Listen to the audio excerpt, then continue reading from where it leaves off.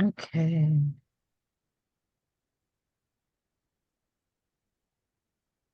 gonna share that screen, right? By the way, on my Eventbrite, only Gloria registered, plus Latanya and me. So Okay. nobody knew.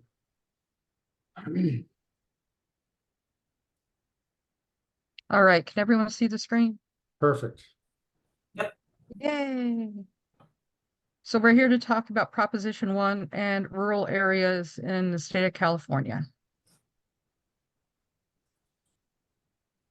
And this webinar is to shed light on potential consequences to it. We all know that the public health in rural California is so underfunded and complex that people have been working at it for decades, just try to make it equitable, and it's not. And I am having issues, Paul. There we go. I have to see if I can remove something so I can read. There we go. I apologize. So a little bit about me. I'm not going to go through a lot of this, but this is stuff I do in my day job. I've been doing most of this for decades, but right now I'm working with the Prop1no campaign, and we are presenting webinars to try to educate people on how to know when their politicians are lying. Most people already know that. They know every time they move their mouth, they're probably lying. I'm a psychiatric survivor. I did 30 days in a psychiatric institute in a room that I'm going to say felt like it was a 3x3. Very seldom was I checked on.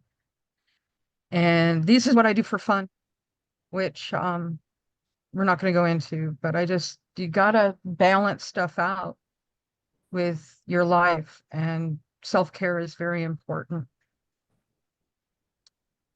So, Paul, I'm going to take this one. We're going to first look at the standardized spending formula.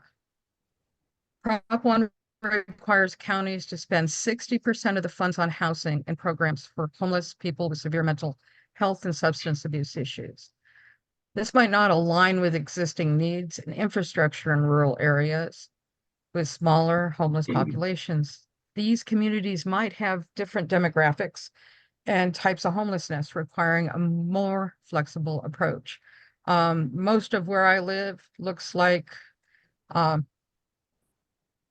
infrastructure was built in the 50s because they were expecting an onslaught of stuff. But what rural communities need to know is that if this proposition passes, they're going to lose local control. And we don't have a lot of money coming in anyway in this area, because where I live in Imperial County is the poorest county in the state of California. I know there's areas like this all over California, but when I get asked at the doctor, how do you rate your health? I go, it's okay. Where somebody in an urban area might go, I'm fantastic. I'm doing great. And I wanted to share this, and you will get a copy of the PowerPoint. All you have to do is email us and we'll send it to you. But we have had more than 470 rural hospitals closed in the last 25 years. Mental health facilities out here, they have to bring a bus out once a month up here to service the community. And that's really hard. So solutions we offered Gavin that went primarily ignored. And my favorite line is at the bottom. Really, we tried to get him to sit down at the table with us, but he ignored us. Solutions, we were saying defeating Proposition 1 or meeting and revising the MHSA Act. If you look at it, we could have plugged in so many different things. but he's forcing Proposition 1 down our throat. There needs to be more flexibility and a phased strategy for areas. Communities are their best subject matter experts on what they need. And most communities have data-driven stuff that says, this is what we need to work on first. Paul, will you take over for a minute, please? I certainly will. Just a second. Let's turn my camera on again if I can. There we go. Okay. So yeah, local officials in rural communities possess a deeper understanding of the unique challenges and requirements of their area compared to state government. And I wouldn't just say that in rural areas, I'd say that throughout the state. The more local the control is for the programs that you provide, the more you can really hone in on the real needs of the people in your community. And so the MHSA was originally set up for a lot of that to happen at the county level, but then they contracted with a lot of local organizations that really knew their clientele, so to speak, really well.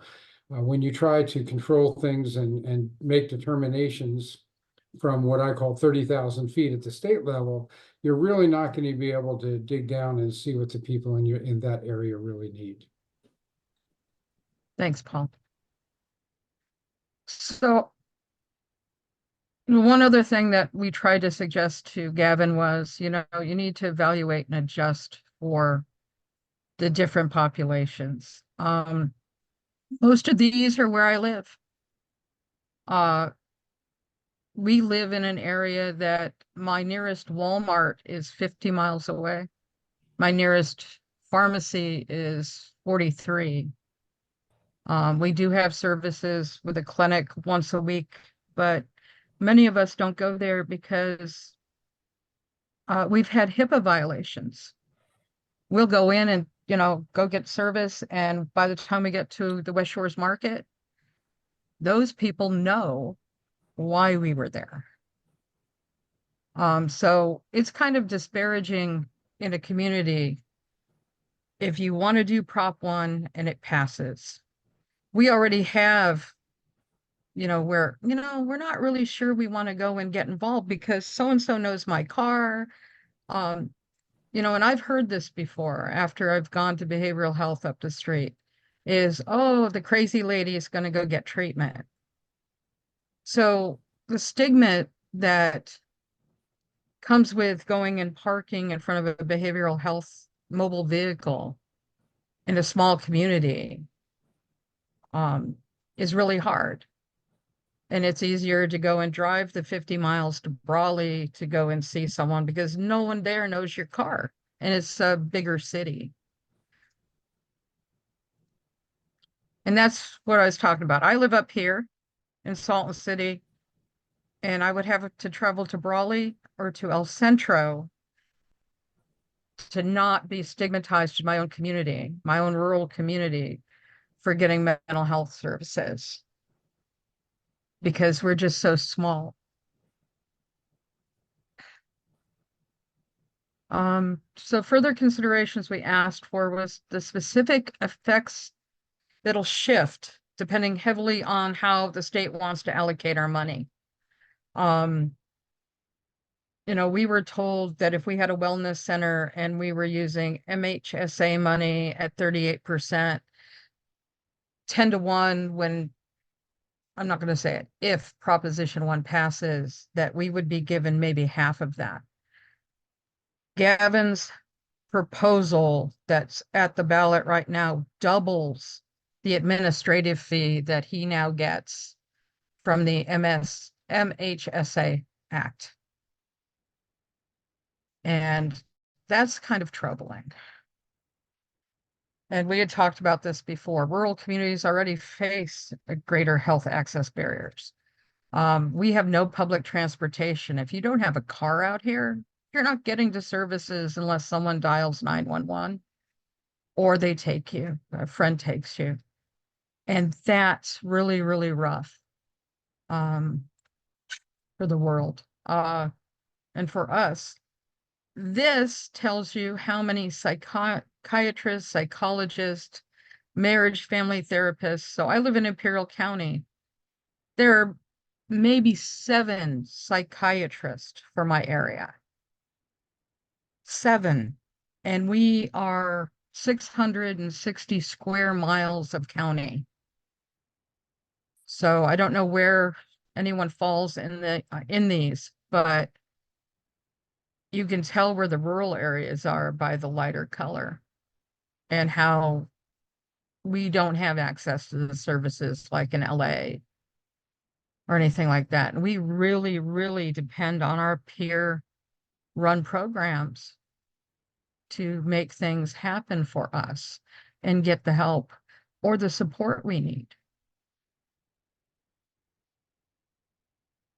So I didn't finish out all of the additional resources for this.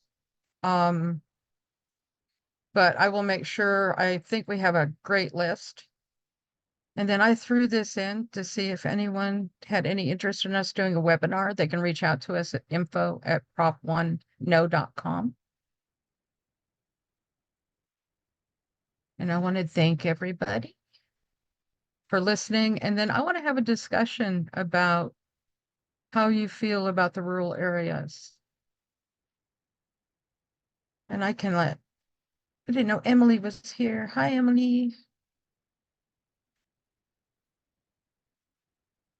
No, I can't see anyone. So that's why I wasn't quite sure what it was, a different format that I'm used to, but like, yeah. Yeah, we went to a webinar format. I wanted to try this before we do the one with Rob, because this way, if the attendees cannot speak unless they're invited to speak, Yeah. which That makes I sense. like. And then Yeah. there's no way they can attack the right board. Right. But That makes sense. I have a meeting tonight with behavioral health in Imperial County. Oh, good. I have a meeting with them on the fact that Proposition 1 in our county, they've already said they oppose it, but I was trying to Mhm. get it in writing. And I was really hoping that my Board of Supervisor, Ryan Kelly, would show up because Mm. he guaranteed me that the county was going to oppose Proposition 1. Wow. Yeah. And he's running for re-election. And I said, hey, get it to me by Friday. I'd really like to use it in the presentation. And I have not Wow. heard anything. So our family sits down to do our ballots tonight. Mm. And I'm going to give him until the time we sit down Mhm. before I make a decision on who I vote for. Because Mm. one of his oppositions has already come out opposing it. Mhm. And I know that people are afraid to go against Gavin. Oh, yeah. But Yeah. but Mhm. we've got to stop doing that. We've got to stop going, Backwards. someone else is going to do it. Someone else is going to do it. And this core group of people that I see right here, we have walked through flames and nasty racist remarks from, Yes. Senator Eggman and a bunch of other people. Classic, that the classist thing. I can't say that word. Classism. It's like, oh, well, I'm doing it for them, not us. And I'm going, Gavin, stop your crap. And Yeah. that was brought up with me Right. yesterday is, why do you treat him like an ordinary person? I said, because he puts his legs in his pants one at a time, I hope. I said, Mhm. he's a normal person, right? Right. I don't know about normal, but yeah. Okay, so let me ask a question. How hard would it be to petition to have Gavin and Eggman go through care court? What would we need to do that? Ooh, yeah. What would we need to do that? Anyone who is for this in the California State Legislature, why Mhm. can we not Yeah. petition Yeah. to have them go to care court? Um, Yeah. it's because, I've seen pictures where Gavin could actually be classified as gravely ill. He could fit SB 43 really well. Mhm. But let's get back to rural areas. Paul, do you live in a rural area? Would you consider where you live rural? Well, I was kind of going to get into that a little bit. I mean, I live in El Dorado County, which on your chart was, the light green. So it's not the worst and it's not the best. But I live about, I mean, I would say absolutely I'm in a rural area, but it's very close to, it's only 45 minutes from Sacramento. So I mean, you look around when you're here and this is a rural area, The only people here are like, us and our chickens and a few horses and in the summer, about 10,000 kayakers and rafters, So it's like, Okay. it's kind of like a seasonal area. But I think that, it's a good point, the fact that it's interesting to me that you mentioned about how in a rural area, everybody kind of knows your business, Yes. which is kind of the flip side of the issue of that in a rural area, people know their neighbors and so they have a better idea of what kinds of services are needed. So it's kind of a plus and a minus from that respect. But I mean, I think it's definitely a plus to have local control. Don't get me wrong. But Right.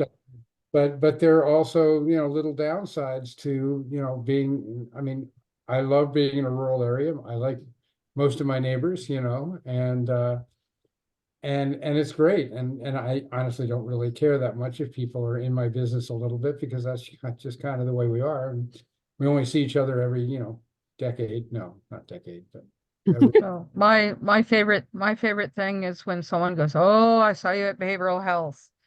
And I go, "I'm on a mental health journey yeah. and I'm enjoying it and I'm letting it happen." I am not one of these people that believe in using the term mental illness. Yeah. Because it's not an illness per se.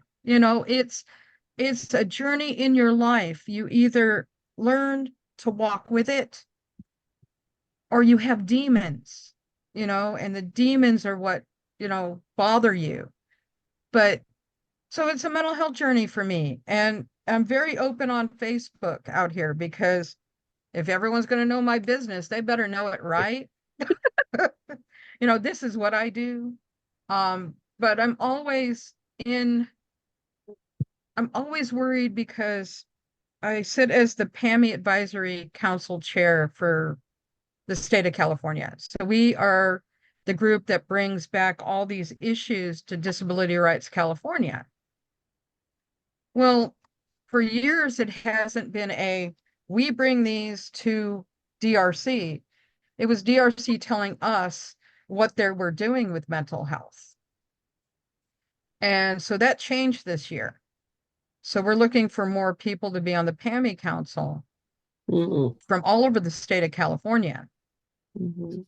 And I think the application is still up on the Disability Rights California page, but Deadline is when? no, just keep filling it out because we're going to go to 17 members. And you're at how many members right now? Right now we're at 7.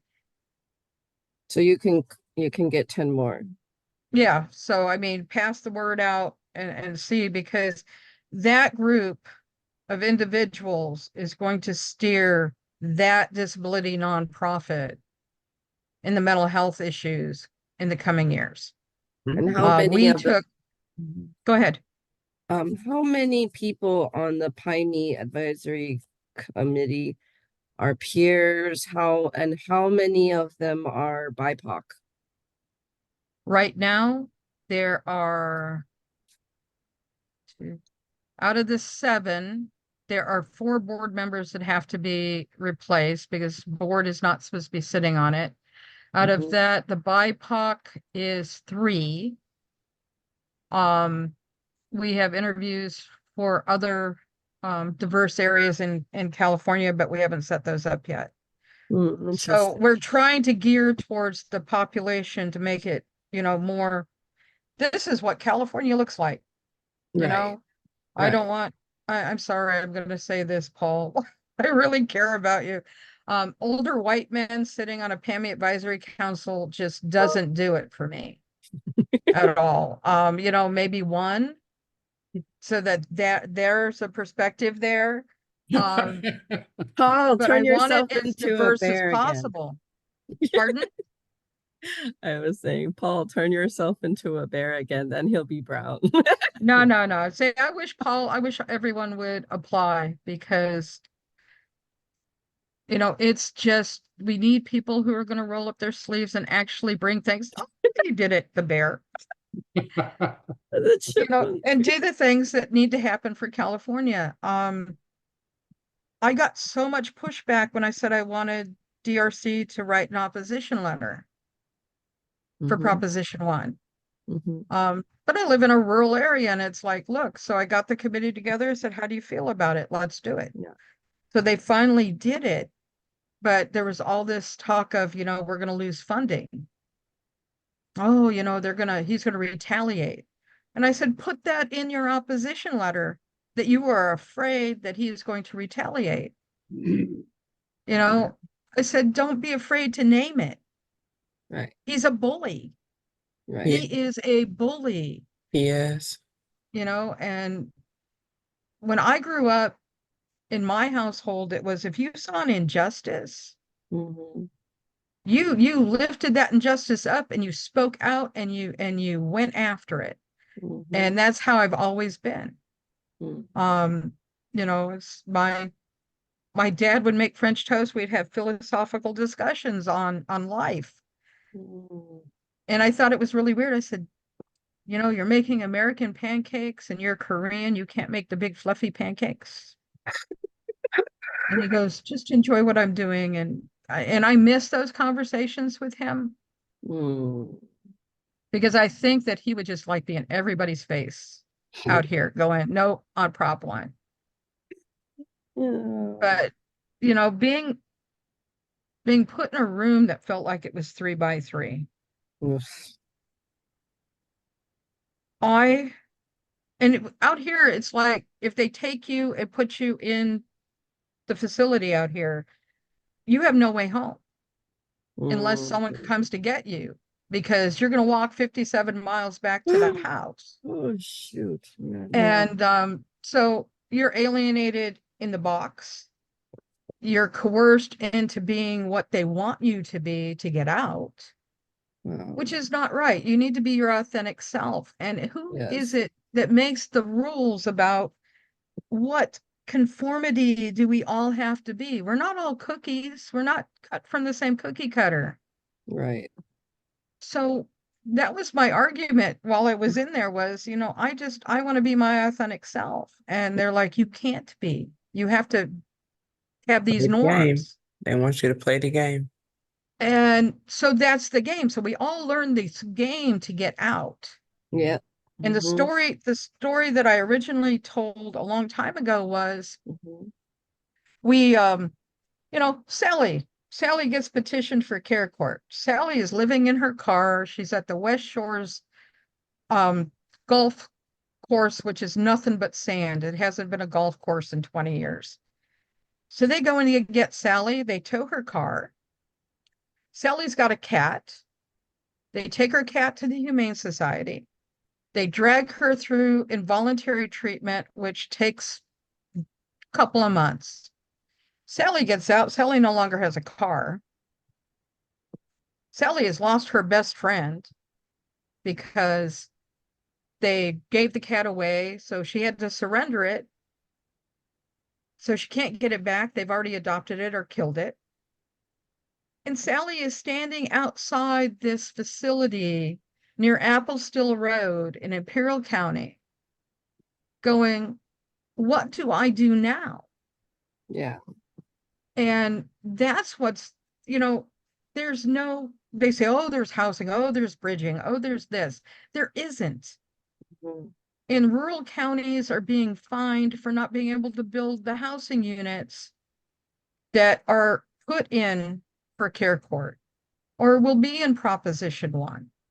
So it's just silly to say, oh, you're going to have 660 beds in a town where the population is 930 people where I live, but there are 4 little towns on this side of the sea. The equation doesn't match. Yeah. So something has to give on that point. But we could have fixed the Mental Health Services Act. We could have all sat down and said, this is what's missing from that, instead of doing an entirely different program. And still leave it in local control, still, raise up the peers that go out 24/7. I mean, some of us get phone calls at 2 o'clock in the morning and go, I am having a crisis. Come help me. And I've been known to get in my car and go pick up my sister or a friend, because I never go out by myself, to go and handle someone in crisis. Mhm. And I just think that the governor missed the mark here on, why burn all the peers that are doing all the work, or all the locals, for him to pull all of this stuff up to the state and go, this is how we're going to do it.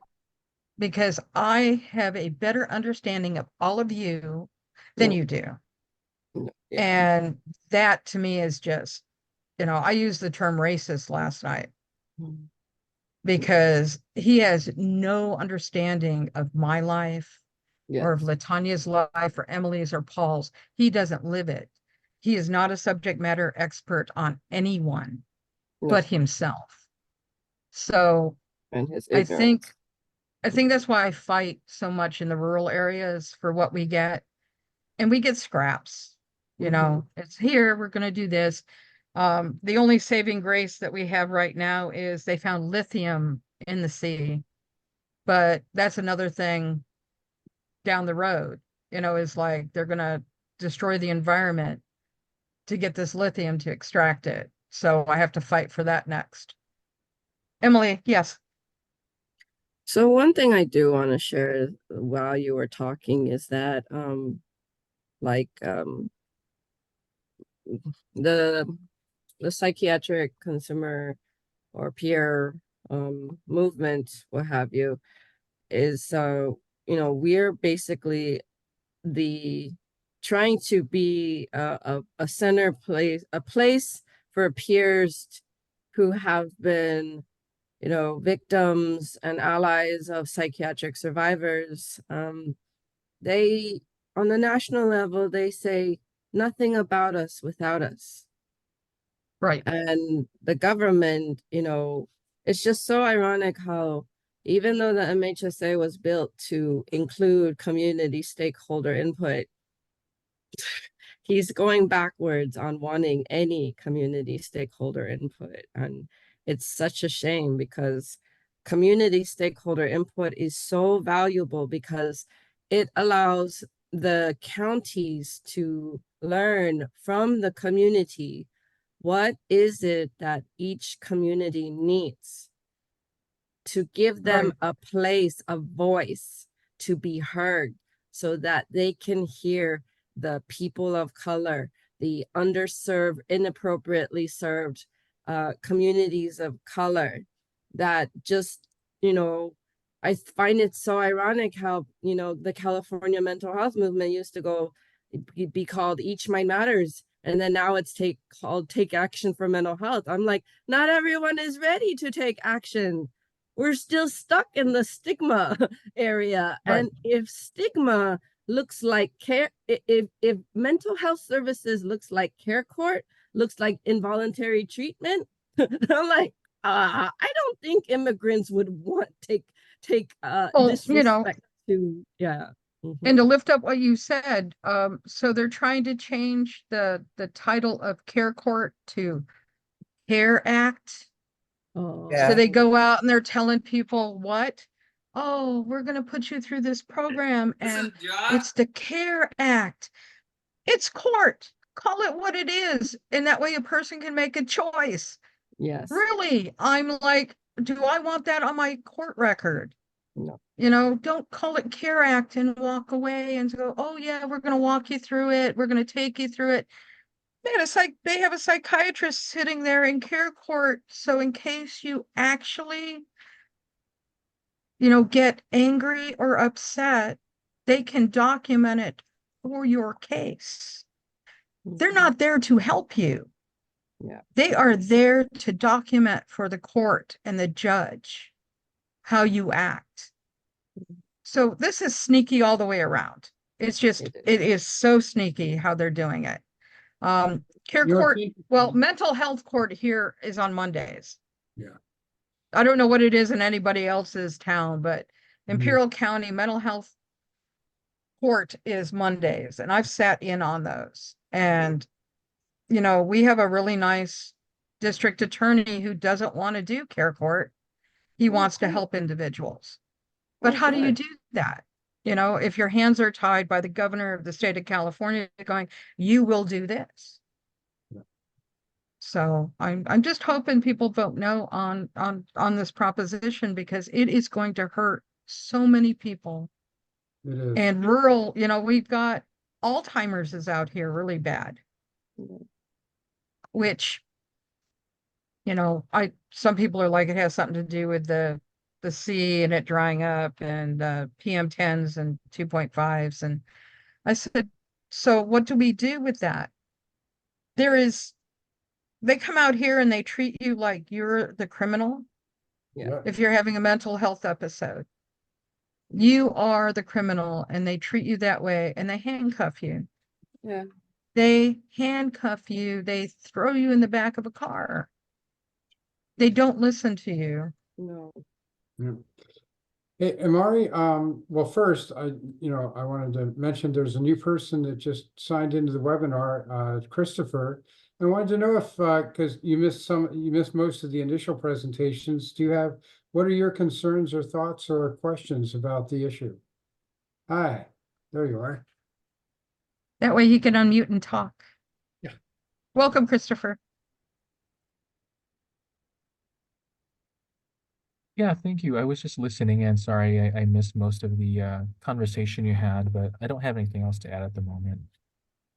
Well, I think the gist of what we were talking about, at least related to our initial subject with Prop 1 and with rural areas, is that rural areas are uniquely poised to address the needs of the local areas versus the big state bureaucracies. And I know that's the B word, everybody uses that as a negative, but the truth is that the big state bureaucracies work from Sacramento usually, or LA or San Francisco, and they really don't understand the nature of the rural communities, what is needed. I mean, if you've got somebody that lives in the Tenderloin in San Francisco, what they know about places in Salton Sea is less than nothing, and so we were talking a little bit about the fact that with Prop 1, a lot of the control is going to the state level, or what I call the 30,000-foot level.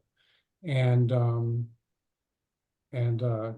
yeah, so it's a big concern of ours, and that's why we're doing some of these webinars, we can realize that this is going to have the Prop 1's going to have effects on Californians that are not just the same for everybody, that everybody's going to, each group of people, whether it be people of color, whether it be people in rural areas, whether it be LGBTQ, whatever that community is going to have its own special needs.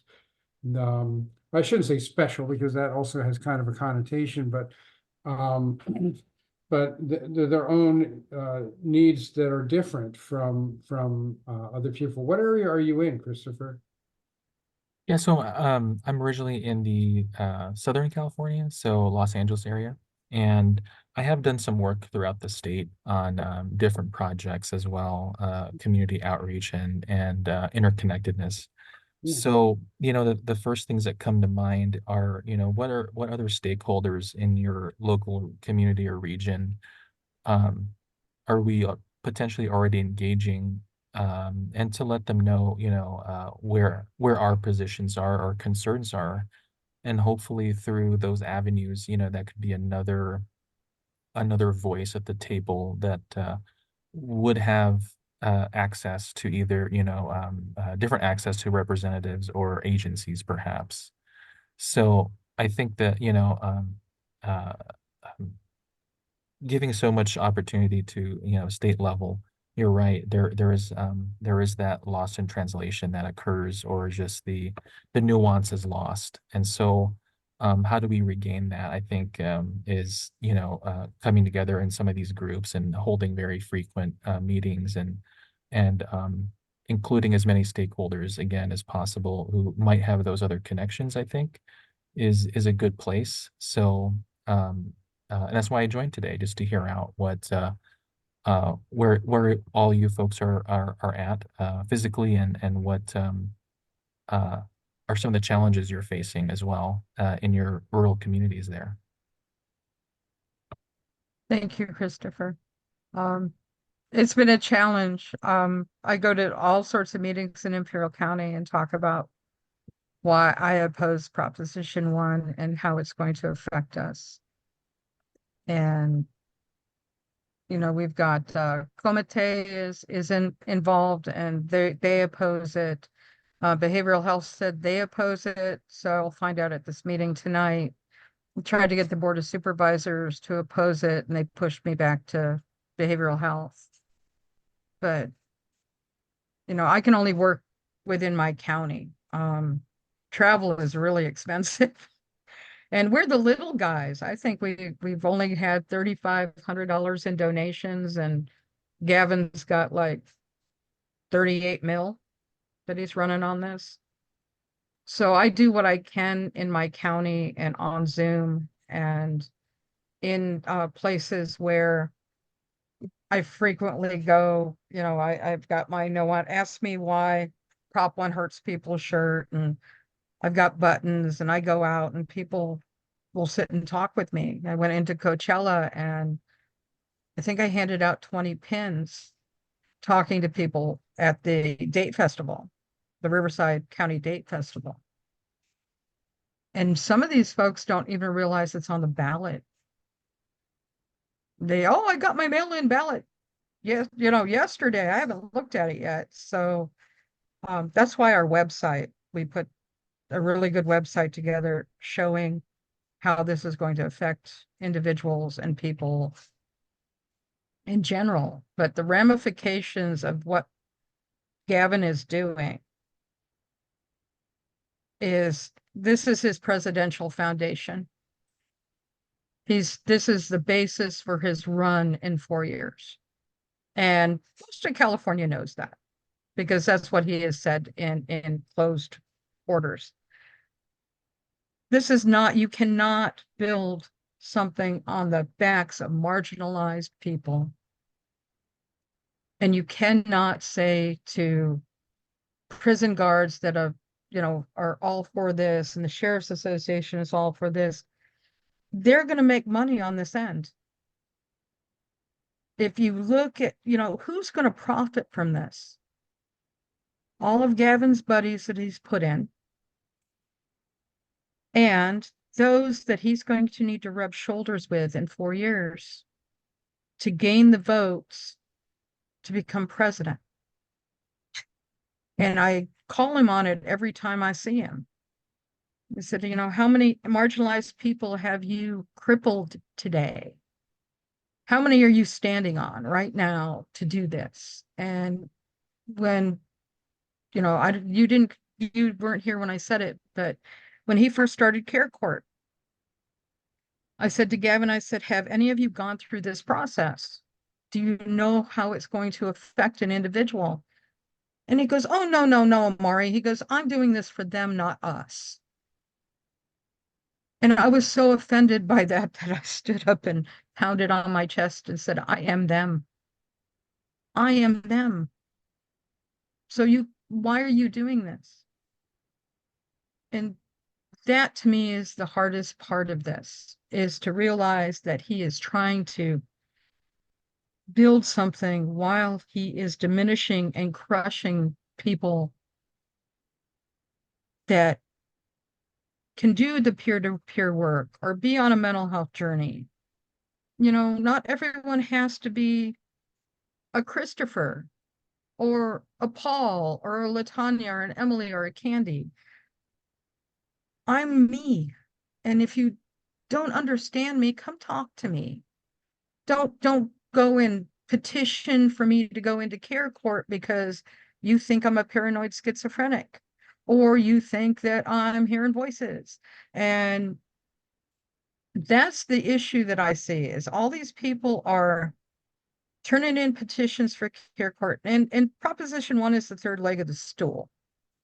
So you had care court, you had SB 43, which most of the counties have deferred until next year. And now he's shoving Proposition 1 at us. So that builds his foundation for him.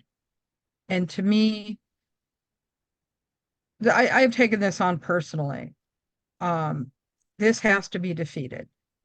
And the more people I can reach, and the more people the rest of us can reach, the better off we are. Because I can go tell 10 people, they'll go tell 10 people, and so on. So that's what we're doing. That's the grassroots part of it. If I had millions of dollars, I sure in the hell would not have bought a ad at the Super Bowl. That money would have gone into, that money would have built 5 wellness centers in the state of California and funded them for a year. So mismanagement of time and money, and then he wants double the administration fee if Proposition 1 passes. Why do you need double the administration fee when you can't work through the Mental Health Services Act? I don't get it. That's something that bothers me. So I really hope he sits with himself and figures out this is not the way to get to be president.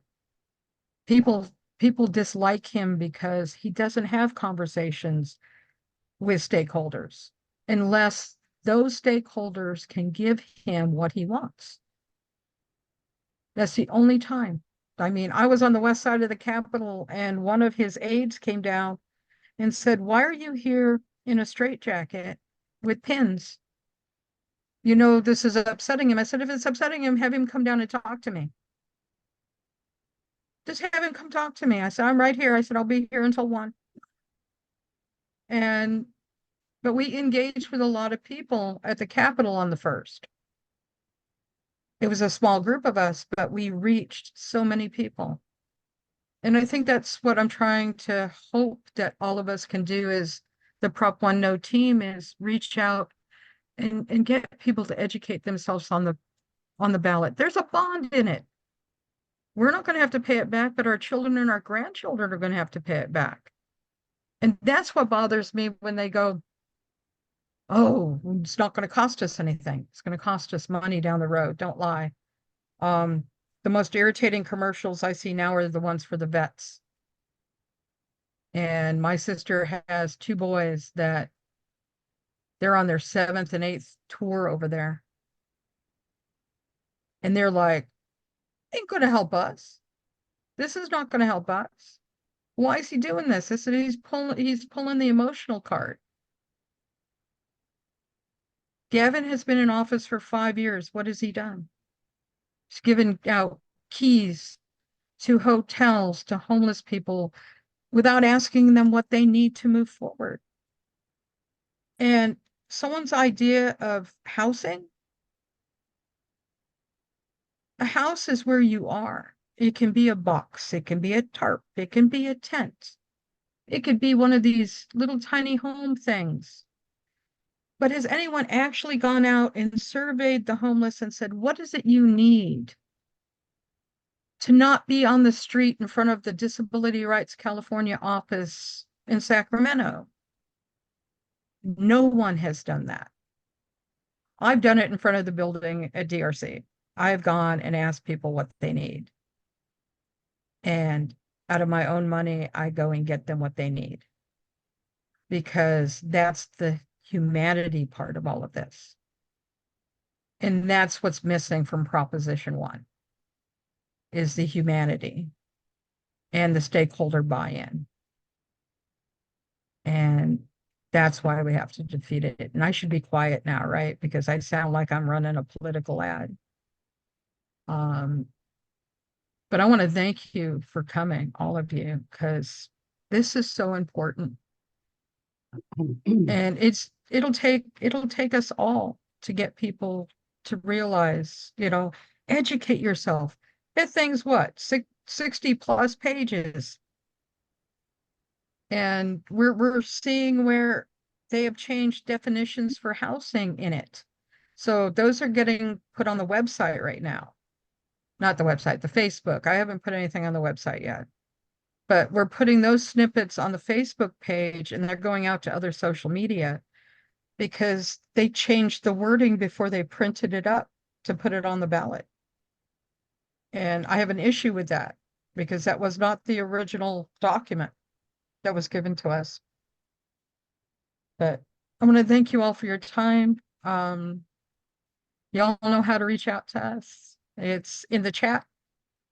Thank you, Paul, for putting the HTTPS in there because I always forget. Emily, I see your hand. You're muted. So, Imari, when you were talking about, people in rural areas, I feel that even though, like, I wrote in the chat box about this young lady named Maitrice Richardson. She went missing in 2009, and she went over to some restaurant in Malibu and couldn't pay for the bill. The restaurant owner had called the cops thinking that something was off about her. I think she was with another lady, but this young lady ended up being by herself. They thought that she was on drugs, that she had alcohol, open bottles of alcohol in her trunk. But then for some reason, they brought her into jail. I don't know for what. But then they ended up releasing her around midnight with no phone, no keys, no car. She had gone to the restaurant with the car, and I just feel that sometimes, like, these cops, they don't really know what to do when a person they think is off. And by releasing her out of jail around midnight without a car and only clothes on the back of her, on her, she ended up going missing and she died.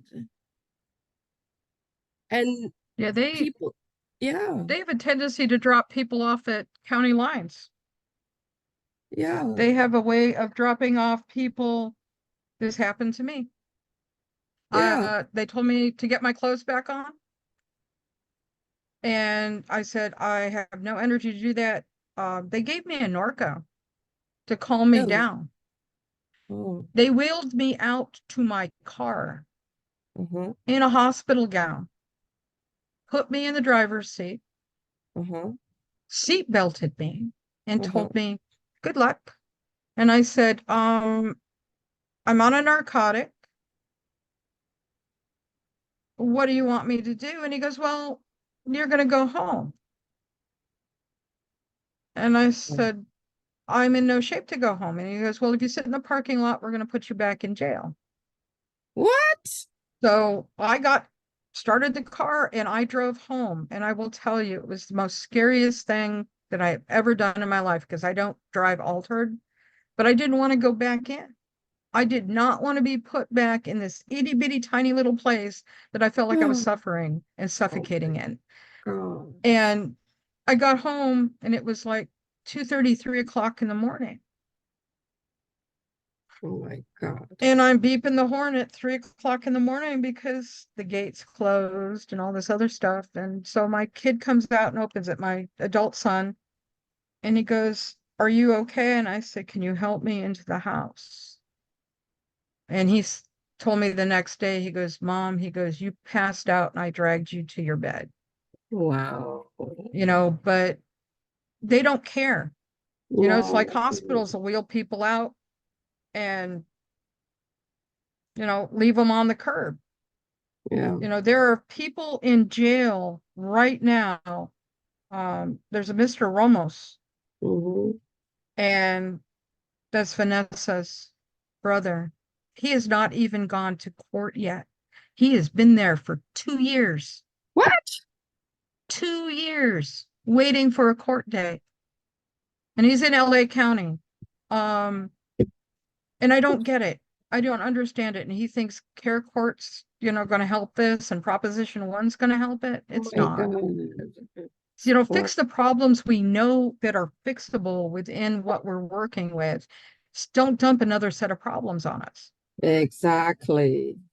I you know? completely agree. Yeah. Yeah. It's almost like, why are you throwing all this money that could be being used to good use to help improve the system instead of like make it worse? Like we already, as peers at the state of California, we've already got Medi-Cal peer support training, you know, passed, like, and now we're just trying to get all the peers to get certified so that we can work in the system. And it's like also like, and then 90 So up there's a too. problem with that peer certification, though. Why? What's the problem with that? So ready? You Okay. have to have a high school diploma. Mm, Most people with lived experiences don't have a high school diploma. Most people who are doing peer work do yeah. not have a high school diploma. Oh, So there's your roadblock on getting some peers certified, yeah. because they aren't going off of the lived experience stuff. They want to know, where's your high school diploma? And that has stopped a lot of people in rural areas from becoming peer certified, because most of these people grew up working on farms or working the land and had to drop out of school to help their families' farms succeed. So how do we bridge that? See, Right. that was something he could throw money at and work at, Yeah. but I don't see that happening. Yeah. Which No, I've more questions than answers here, and I Right. apologize. But Oh no. in rural areas, it's Yeah. just difficult. Yeah. Christopher, I see your hands up. Yeah, thank you. I just wanted to chime in real quick regarding the adult education, anything related to that. I totally hear that. The subset of people that we work with are usually qualify with the WIOA program. I don't know if people are familiar with that. So Workforce Innovation and Opportunity Act at the federal level. So states do receive funding to implement those, and those funds do help to go pay for a high set or a GED, um, and those also work experience as well. So it's potential that if these are young adults or even just adults in general that um, don't have that diploma, there is that pathway, and that's accessible through I believe at the state level at the it'd be workforce development if you were, to go into a job service office. So I just wanted to let folks know on the Zoom that there are channels to get a hold of that. So if that is a barrier, definitely that's one that can be addressed fairly easily. So yeah, Okay. thank you. Thank you, Christopher. I'm going to end this webinar. But I want to thank everyone for coming, and I'm going to